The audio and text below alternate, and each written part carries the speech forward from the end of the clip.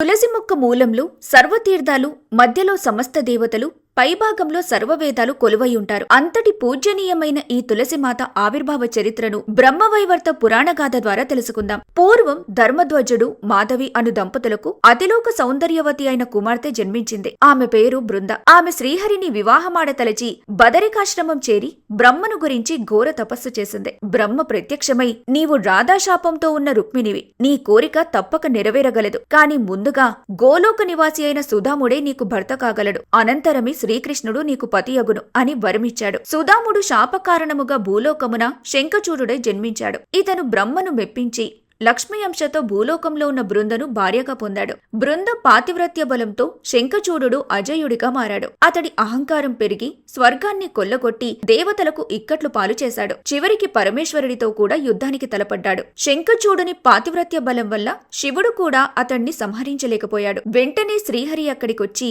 శివ, వీడు అజయుడు అగుటకు కారణం ఇతని భార్య మహాపతివ్రత. ఆమె పాతివ్రత్య భంగము నేనాచరించదను, నీవు వీనిని వధించుము అని యుక్తి చెప్పాడు. శ్రీహరి మాయాశంఖచూడుని వేషము ధరించి బృంద వద్దకు వెళ్లాడు. బృంద తన భర్తే వచ్చినాడని భ్రమించి శ్రీహరిని సేవించడంతో ఆమె పాతివ్రత్యము భగ్నమైంది. అదే సమయంలో శివుడు అసలు శంఖచూడుని సంహరించాడు. శంఖచూడుడు దేహమును విడిచి సుధాముడై గోలోకమునకు పోయాడు. తన ఎదుట ఉన్నది మాయాశంఖచూడుడని గ్రహించిన బృంద శ్రీహరిని శిలారూపం అందుదువుగాక అని శపించింది. అందుకే తిరిగి శ్రీహరి ఆమెను వృక్షమగుదువుగాక అని శపించాడు. ఆ విధంగా శ్రీహరి గండకీ నదిలో సాలగ్రామశిలగా జన్మించగా బృంద తులసి వృక్షమై జన్మించింది. అప్పటి నుండి ఇద్దరు ప్రపంచముచే పూజనీయ స్వరూపములు పొందినట్లుగా బ్రహ్మవైవర్త పురాణగాథ ద్వారా తెలుస్తుంది. పరమేశ్వరుడు కూడా కుమారస్వామితో సకల వృక్షములలోన తులసి యొక్కటయే పూజ్యమైక క్ష్మారుహంబు, దాని పత్రములను దాని పుష్పములను అచ్యుతునక ప్రాణ సమానములు అని చెప్పారు. వశిష్ఠాది మునిగణముచే